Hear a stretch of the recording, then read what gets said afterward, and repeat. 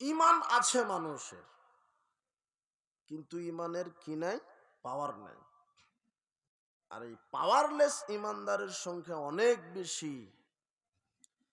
রাসূল সাল্লাল্লাহু আলাইহি ওয়াসাল্লাম বলছেন, ইয়াতি আলান নাসে জামান, মানুষের ওপরে একটা যুগ আসবে, মানুষের ওপরে একটা যুগ চলে আসবে।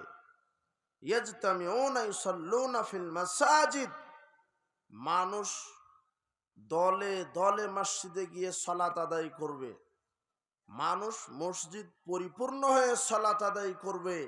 ওয়ালাইসা ফিহি মুমিন, কিন্তু তার ভিতরে ঈমান থাকবে না। মানুষ মসজিদে গিয়ে কি আদায় করবে? সালাত।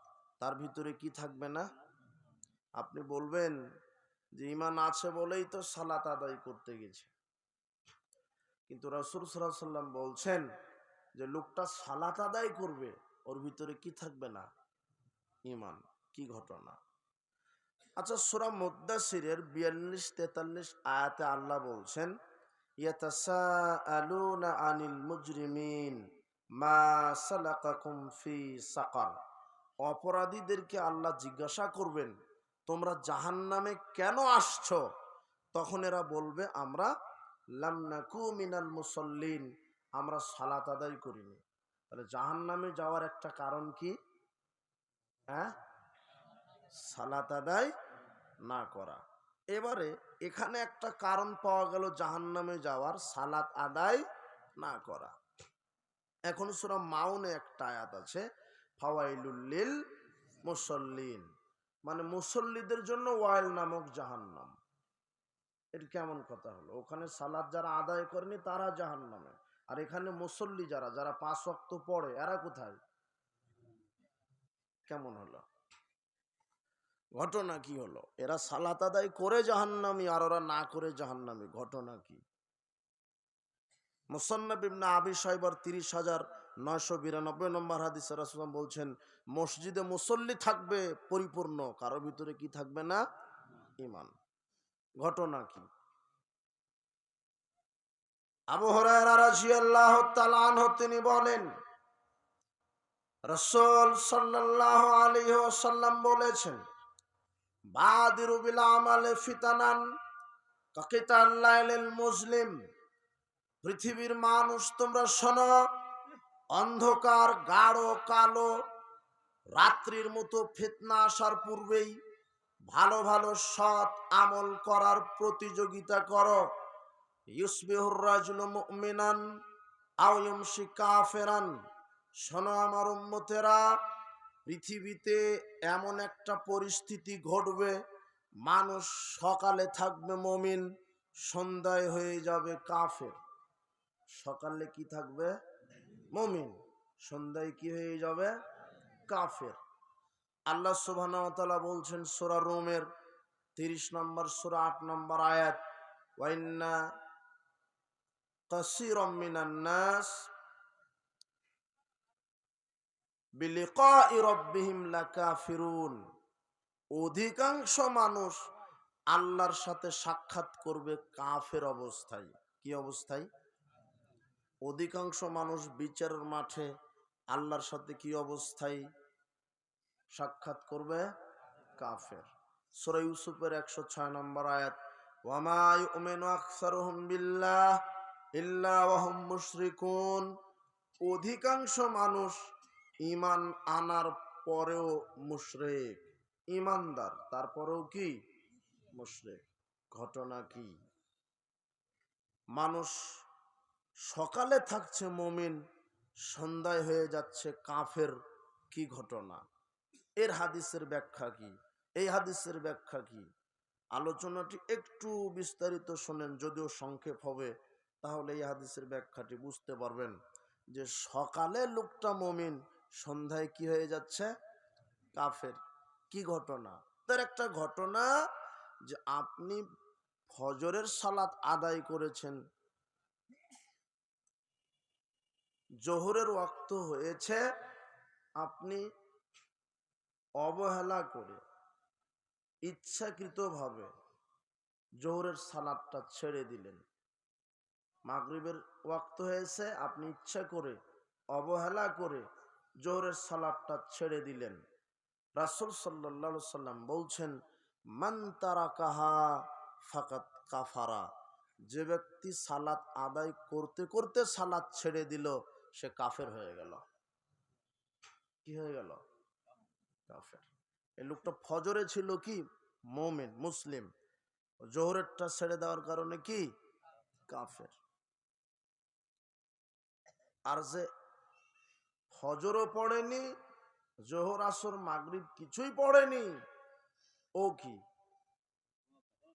ও কাফের। যারা শুধু শুক্রবারে পড়ে, জুমার দিনে পড়ে, আর বাকি 7 দিন পড়ে না, এরাও কাফের। যারা শুধু রমাদানে পড়ে, বাকি 11 মাস পড়ে না, এরাও কাফের। এরা মারা গেলে এদের গোসল হবে না, এদের জানাজা হবে না, এদের কাফন হবে না, এদের জানাজা হবে না। বেনামাজি এতই খারাপ, বেনামাজি যদি পশু জবাই করে, তার হাতের পশু খাওয়া হারাম। আশ্চর্য একটা প্রাণী বেনামাজি, যা কুকুর সিগাল শুয়োরের চেয়ে খারাপ, তার নাম বেনামাজি। এর চাইতে দ্বিতীয় পৃথিবীতে খারাপ প্রাণী পৃথিবীতে নাই। এই যুবক, বলো তো সবচেয়ে খারাপ প্রাণীর নাম কি? বেনামাজি। রাসূল বলছেন, সকালে মুমিন, সন্ধ্যায় কাফের। যদিও এই হাদিসের আরো ব্যাখ্যা পাবেন সামনে ইনশাআল্লাহ।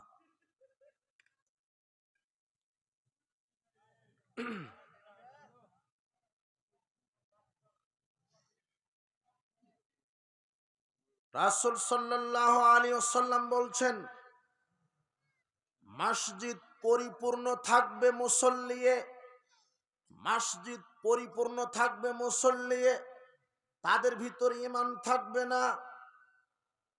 আপনি ওই সালাতের ফতোয়াতে কি অস্পষ্ট হলো নাকি? একটু তাহলে বলি, যে যে সালাত ছেড়ে দিল সে কাফের, তাকে বেনামাজি বলতে হবে না।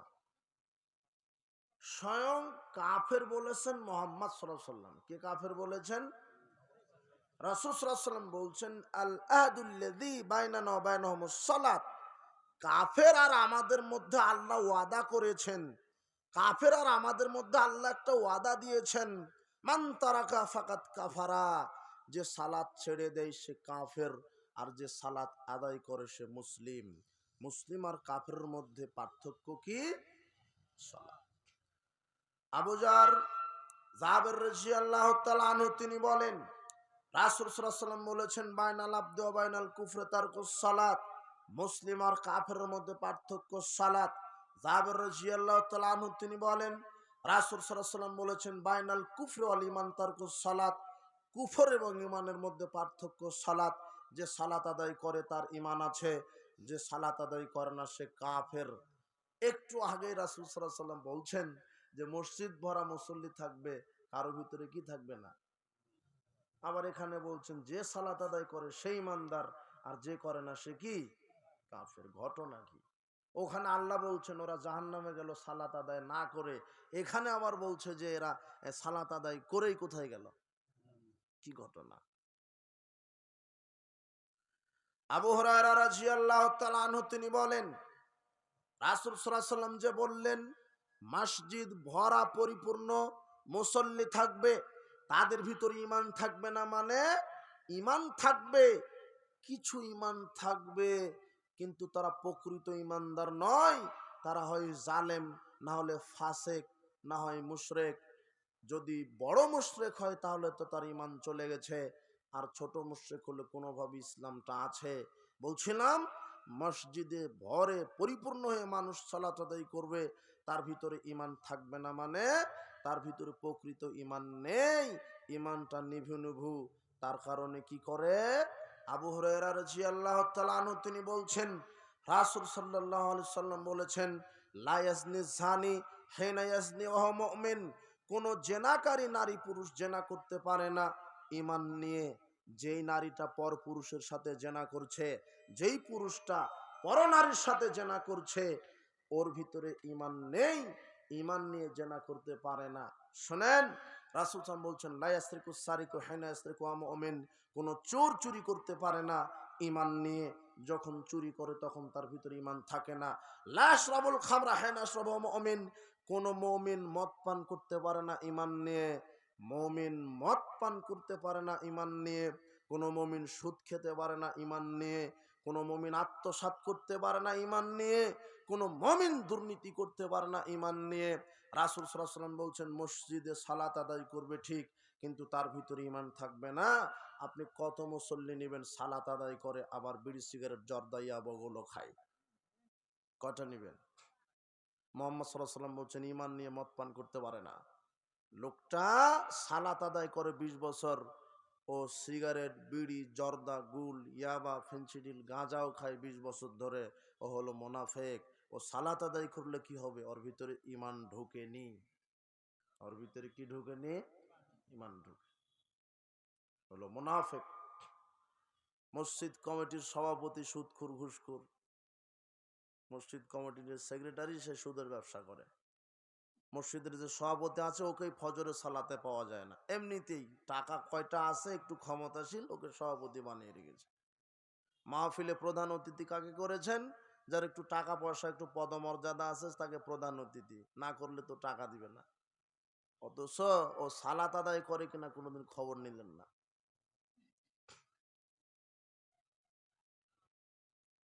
শোনেন, মসজিদ ভরা কি থাকবে? মুসল্লি। কারো ভিতরে কি থাকবে না? ঈমান। সালাত আদায় করে জর্দাও খায়। আরে কি মুক্তাদি তো খায়, ইমামও নিজে খায়, ইমাম নিজে জর্দা খায়। যেটা অপবিত্র, যেটা অপবিত্র, যেটা একেবারে অপবিত্র, অরুচিকর খাবার, বিড়ি সিগারেট জর্দা গুল কুকুর শৃগাল গরু ছাগল এদেরকে খেতে দিবেন, এরা খাবে নাকি? খাবে না, এগুলি হারাম। মান শারাবাল খামরা ওয়াস সাকিরা লাম তুকবাল্লাহু সালাতুন আরবানা সাবাহান, একবার যদি কেউ মদ পান করে, একবার যদি কেউ মদ পান করে, তাহলে তার 40 দিন আল্লাহ সালাত কবুল করবেন না। কয়দিন? 40 দিন। আর ও সিগারেট খাওয়ার পরেই সালাতে দাঁড়িয়েছে। সিগারেটের ভিতরে মাদকতা রয়েছে। যখন মাদকতার বক্তব্য দেওয়া হয় কেউ সহ্য করতে পারে না, কেন সবাই তো মদখোর আর হারামখোর। সমাজে প্রায় সুদখোর হারামখোর। যে ভ্যান চালকটা ভ্যান যে কিনেছে সে এনজিও থেকে লোন নিয়ে তার ভ্যানটা কিনেছে, বুঝেননি কথা? আপনার যে যে বাজারের দোকান মুদির দোকানদার ও ব্যাংক থেকে লোন নিয়ে মুদির দোকান দিয়েছে, পানের দোকান ব্যাংক থেকে লোন নিয়ে পানের দোকান দিয়েছে। হারাম, সুদ কি হারাম। আর আপনি গর্ব করে বলেন আমার ছেলেটা ব্যাংকে চাকরি করে। আমার ছেলে কোথায় চাকরি করে? ব্যাংকে। ব্যাংক, সুদী ব্যাংকে চাকরি করা হারাম। সুদী ব্যাংকে চাকরি করার চাইতে ভিক্ষা করে খাওয়া ভালো। সুদী ব্যাংকে চাকরি করে বেতন উঠে ওই টাকা দিয়ে ভাত খেলে ইবাদত কবুল হবে না, ভিক্ষা করা টাকা দিয়ে চাউল খেয়ে ইবাদত করলে ওর ইবাদত আল্লাহ কবুল করবেন। কথা কি বুঝতে পারেন? হারামখোরের সাথে মেয়ে বিবাহ দেওয়া হারাম, বেনামাজির সাথে মেয়ে বিবাহ দেওয়া হারাম।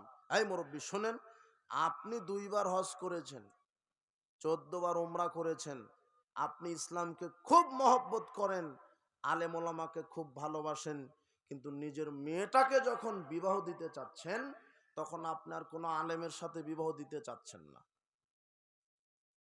কেন? ও মসজিদের ইমামতি করে 5,000 টাকা বেতন পাই, আমার মেয়েকে কি খাওয়াবে? বিয়ে দিচ্ছে ওই যে সুদী মহাজন ব্যাংকার সুদখোর হারামখোরের সাথে, যার মুখে দাঁড়িয়ে নাই, প্যান্ট টাকনুর নিচে, পকেটে ইয়াবা সব সময় থাকেই, যাকে এক বদনা পানি দিলে অজুই করে দেখাতে পারবে না। এই হারামখোরের সাথে মেয়ে বিবাহ দিলেন, অথচ আপনি কয়বার হজ করেছেন? কয়বার? আপনি 2 বার হজ করেছেন। শোনো, টাকা থাকলেই হজ করা যায়, টাকা থাকলেই হজ করা যায়, প্রকৃত হাজী সাহেব হওয়া খুবই কঠিন। তোমার বাপ 3 বার হজ করে এসে কাপড়ের দোকান দিয়ে বলছে যে আল্লাহর কসম কাপড়টা কিনা আছে 3000 টাকা দিয়ে, আপনি কিনা দামেই দেন, অথচ কাপড় কিনা আছে 1500 টাকা দিয়ে। ও মুখে দাড়ি, মেহেদি, মাথায় টুপি, এগুলি সাইনবোর্ড। মেয়েকে জমি লিখে দেয়নি, সব ছেলেকে দিয়েছে, দিয়ে উমরা করতে গেছে তোমার বাপ মুনাফিক।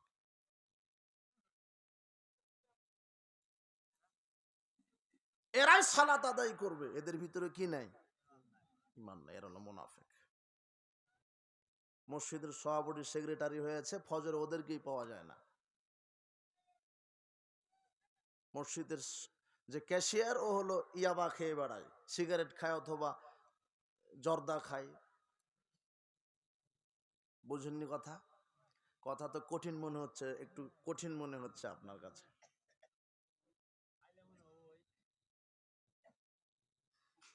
এই ছেলে, তুমি সিগারেট বিড়ি খাও কেন? তুমি সিগারেট বিড়ি খাবে কেন? তুমি জর্দা খাবে কেন? তোমার বাপ খায় কেন? তোমার দাদি খায় কেন? তোমার দাদা খায় কেন? যেটা কুকুর শিগালে খায় না। পৃথিবীতে আশ্চর্য 2টা পাপ আছে। আপনি শুনেছেন 1 টাকা সুদ খেলে মায়ের সাথে জেনা করা হয়, এই হাদিস কি শুনেছেন? হ্যাঁ, 1 টাকা সুদ খেলে মায়ের সাথে জেনা করা হয়। 36 বার মায়ের সাথে জেনা করলে যত পাপ হবে, 1 টাকা সুদ খেলে তার চাইতে বেশি পাপ হয়।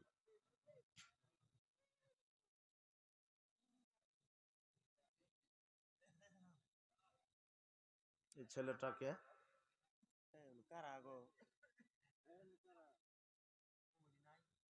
ওর বাপ আছে না মরে গেছে? ওর মা কি করে? ও মনে করেছে, অবাক হলো কথা। ওর পরিচয় নেন তো, ওর বাপ কি করে, মা কি করে? ওর বাপ মা ওকে, সবাইকে এক বদনা পানি এগিয়ে দিয়ে ওকে বলতে বলছে তোরা অজু করে দেখাতো দেখি। দেখেন কেউ পারবে না। ওকে নিয়ে আসেন, অজুই শিখে নিও।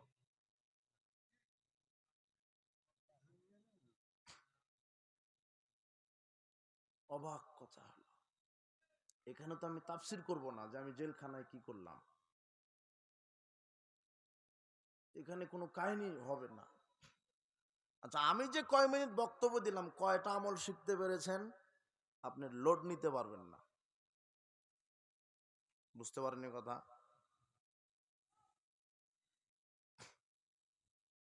যেটা কুকুর শিগালে খায় না, সেটা তুমি খাও। আর সমাজে যার ডিগ্রি যত বেশি, সে তত বেশি গাঁজা খড়িয়া বাখর। ও ভ্যান চালকটা সিগারেট খায় না, বিড়ি খায়, আকিস বিড়ি, নাসির বিড়ি, তা না আছে না? ভ্যান চালক যে টাকা পয়সা কম, ডিগ্রি কম।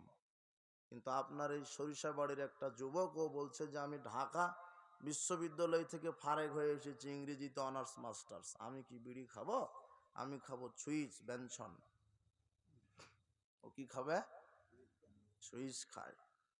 বলে হারামখোর। তুমি যেটা খাও সেটা কুকুরে খায় না। কুকুর তো বহু দূরের কথা, শুয়োর চিনো? শুয়োর, শুকর চেনেন কি? ওটাও ও খায় না। কে খায়? মানুষ খায়। পৃথিবীতে কোনো খাবার নাই যেটা মানুষ টয়লেটে খায়। বিড়ি সিগারেট কোথায় খায়? টয়লেটে খায়। আর তুমি আর একটা কথা শোনো, তোমার যদি ইমান থাকে, ইমানের দাবি থাকে, তোমার বাপের থাকে, তোমার থাকে, আর তোমার মসজিদের হুজুরের যদি থাকে, তাহলে আজকে তওবা করে উঠবে। যদি তোমার ইমান থাকে, কোনোদিন মাদকে, গুল, জর্দা, সিগারেট, বিড়ি মুখে দিবে না, আজকে তওবা করো। ইয়াবা, ফেন্সিডিল তো বহু দূরের কথা, সিগারেট মুখে দিবে না, আজকে তওবা করো। রাসূল সাল্লাল্লাহু আলাইহি ওয়াসাল্লাম বলছেন, কেউ যদি মাদক মুখে দেয়, সে তার মা, খালা, ফুপুর সাথে জেনা করে। সুদ খেলে শুধু মায়ের সাথে জেনা করা হয়। আর মুখে কেউ যদি মাদক দেয়, তাহলে কয় নারীর সাথে জেনা? 3 নারীর সাথে জেনা। এই জন্য রাসূল সাল্লাল্লাহু আলাইহি ওয়াসাল্লাম বলছেন, মসজিদে সালাত আদায় করবে ঠিক, ভিতরে কি থাকবে না? ঈমান। খুব কঠিন, খুব সূক্ষ্মভাবে চলতে হবে। আর হারাম দেহ জান্নাতে যাবে না। শুধু আপনাকে এটা বললাম, ইমানের বাহ্যিক একটু পরিচয় বললাম। এখন আমরা সংক্ষেপে আলোচনা করব ইমান ভেঙে যাওয়ার কারণ। ইমান ভেঙে যাওয়ার কারণ এক, শিরক করলে ইমান ভেঙে যায়। কি করলে? শিরক। শিরক মানে আল্লাহর সমান কাউকে মনে করা। সন্তান দিতে পারে কে? আপনি যদি মনে করেন না পীরের দরগাতে মানত করলেও সন্তান চলে আসবে, পীর সাহেবও দিতে পারে, তাহলে এটা কি হলো? এর ইমান কি হয়ে গেল? মানে ইমান যে নষ্ট হয় এটা কি জানেন? হ্যাঁ, ইমান কি হয়? নষ্ট হয়ে যায়। ইমানটা কি হয়ে যায়? কিভাবে হয় জানেন? আচ্ছা, ওযু নষ্ট হয় জানেন কি? সুন্দর করে গোসল করেছেন, পাগড়ি টুপি পরেছেন, সুগন্ধি ব্যবহার করেছেন, মসজিদে আসার সাথে সাথেই বায়ু ছুটে গেছে, তাহলে ওযু কি হয়ে গেল? কি কারণে? বায়ু ছোটার কারণে। সিয়াম রেখেছিলেন, সূর্য ডোবার আর 5 মিনিট বাকি, 2 মিনিট বাকি, এক গ্লাস পানি খেয়ে নিলেন, সিয়াম কি হয়ে গেল? নষ্ট হয়ে গেল। ঠিক ইমানও নষ্ট হয়, তার কিছু কি আছে? সিয়াম যে ভেঙে গেল তার কিছু কি ছিল? কারণ। ওযু ভাঙার কি আছে? কারণ। ঠিক ইমান যে ভেঙে যায় তার কিছু কি আছে? কারণ। তার একটা কারণ কি? আল্লাহর সাথে কি করা? শিরক করা। তুমি মাজারে গেছো মানত করতে, অমুক দরগায় গেছো মানত করতে, খাসি নিয়ে চলে গেছে, গরু নিয়ে চলে গেছে, মুরগি নিয়ে চলে গেছে, মাজারে গেছে, খানকায় গেছে, অমুক দরগায় গেছে মানত করতে। শোনো, রাসূল সাল্লাল্লাহু আলাইহি ওয়াসাল্লাম বলছেন, দাখালা রাজুলুল জান্নাতা ফি জুবাবিন, এক ব্যক্তি জান্নাতে গেছেন একটা মাছির কারণে, আরেক ব্যক্তি জাহান্নামে গেছে একটা মাছির কারণে। সাহাবীগণ অবাক হয়ে গেলেন, কাইফা যাকা, এটা কিভাবে সম্ভব? কিভাবে একটা মাছির কারণে মানুষ জাহান্নামে গেল আর জান্নাতে গেল? তখন রাসূল বলছেন, শোনো, মাররা রাজুলানে মুসলিমান আলা কওমিন, দুজন মুসলিম একটা এলাকা দিয়ে যাচ্ছিল, তো এলাকার কিছু নেতারা ইয়াকিফুনা আলাইহিম সানামিন লাহুম, তাদের জন্য ওই এলাকায় মূর্তি তৈরি করেছে। মূর্তি তৈরি করে কারা? নেতারা, তাই না? ওর বাপের টাকা লাগে না তো, মোড়ে মোড়ে মূর্তি তৈরি করেছিল তোমার নেতা। কেউ জুতা মেরেছে, কেউ কি পেশাব করে দিয়েছে। বাংলাদেশে শুধু মূর্তি গড়ে যত কোটি টাকা খরচ হয়েছে, ওই সব টাকা যদি একত্রিত করা হতো, বাংলাদেশের প্রত্যেকটা থানাতে একটা করে বিশ্ববিদ্যালয় তৈরি করা হতো। আর তোমার নেতা যে মূর্তি বানিয়েছে, ওর বাপের টাকা ছিল না জনগণের টাকা ছিল? জুলুম কাউকে ছেড়ে দেয় না, জুলুমের বিচার কে করেন? আল্লাহ। জালেমদেরকে একটু অবকাশ দিয়ে থাকেন মাত্র। ফেরাউনকে সময় দিয়েছিলেন 400 বছর, 400 বছর পরে ধরেছে, যখন ধরেছে তখন কি ছেড়ে দিয়েছিল? তো আপনিও যদি অত্যাচার করতে করতে আল্লাহ দেখতে চান যে কত পারো করো, যখন ধরবেন তখন আর ছাড়বে না, কোনো পরিকল্পনা কাজে আসবে না। তো নেতারা মূর্তি তৈরি করে বলছে, এই রাস্তা দিয়ে যেতে দিব না কিছু না দিলে, কিছু মানত করো। লোকটা বলছে, আমি কি মানত করব? এরা বলছিল, আল্লাহ কুনতা দুবাবান, একটা মাছি হলেও মানত করো। তখন এই লোকটা খেপে গেলেন, লা নুশরিক বিল্লাহি শাইআ, আমি মুসলিম, আমি কেন মূর্তির সামনে মানত করব? আমি মানত করব কার নামে? ফাকুতিলা, নেতারা তাকে ফাঁসি দিল, হত্যা করলো, জবহ করে হত্যা করলো। তখন আল্লাহ রাসূল বলছেন, শোনো, এই লোকটা আল্লাহর সাথে শিরক না করার কারণে আল্লাহ এই লোকটাকে জান্নাতে প্রবেশ করালেন। আর দ্বিতীয় ব্যক্তিকে বলছেন, তুমি কিছু দাও, মাসি তোমরা কিছু দাও, কিছু দাও। ও বলছে, কি দিব? একটা মাছি দাও। ফাখাদা দুবাবান, লোকটা একটা মাছি ধরলো। ফালকাউ আলা সানাম, লোকটা মাছি ধরে মূর্তির সামনে রেখে দিল, মানত করলো। তখন রাসূল সাল্লাল্লাহু আলাইহি ওয়াসাল্লাম বলছেন ফাদা খালান নার, একটা মাছি খানকায় মাজারে মূর্তি দরগায় মানত করার কারণে আল্লাহ তাকে কোথায় দিলেন? জাহান্নাম।